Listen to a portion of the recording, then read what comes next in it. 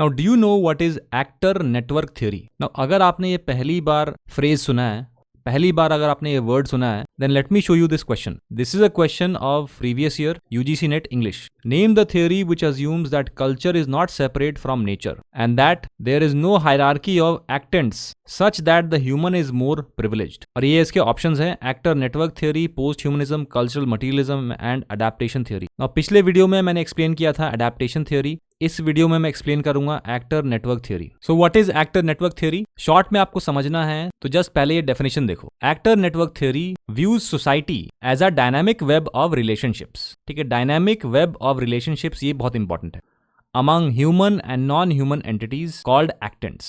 It rejects fixed hierarchies, मतलब hierarchies fixed नहीं हो सकते, होते हैं लेकिन fixed नहीं हो सकते, and instead analyzes how power and structure emerge through interaction. ठीक है, through interaction of various actants. ANT or actor network theory encourages tracing networks to understand how dominance and order are actively constructed and maintained. ये तो हुआ brief में definition.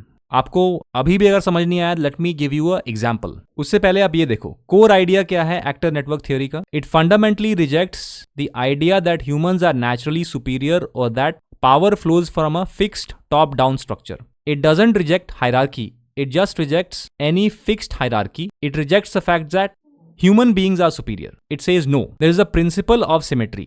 ANT uses generalized symmetry. उससे पहले आपको एक इमेज दिखाता हूं मैं. Look at this image. Speed breaker है, गाड़ियां हैं, गाड़ियों की स्पीड स्लो हो गई. So who are the actants here? Driver है, स्पीड ब्रेकर है. Remember, human and non-human both are a part of this. उसके बाद गाड़ी है, गाड़ी का सस्पेंशन होता है. Then there is the law which specifies that you have to go slow in a particular region. Parliament is there, laws are there, police is there to enforce those laws.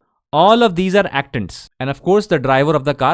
All of these are actants. So ANT uses generalized symmetry. This means humans, objects, technology and nature are all equally important. ठीक है, चाहे वो speed breaker हो, गाड़ी का suspension हो, गाड़ी हो या ड्राइवर हो, ऑल आर इक्वली इंपॉर्टेंट. उसके बाद एजेंसी इज डिस्ट्रीब्यूटेड. एजेंसी का मतलब क्या है? Power to act. So agency isn't just in the person. So it's not in the only the driver. It's distributed across the whole network. उसके बाद power is an effect. Now power is not an origin. It's an effect. An entity is powerful, any entity, only when it has successfully enrolled and mobilized many other actants. मतलब no actant is supreme, but actants can come together and form a network, and that network can become supreme. That network can become strong. अगर इसको और भी detail में समझना है, then join our live class batch. And remember that doing previous year's questions is extremely important.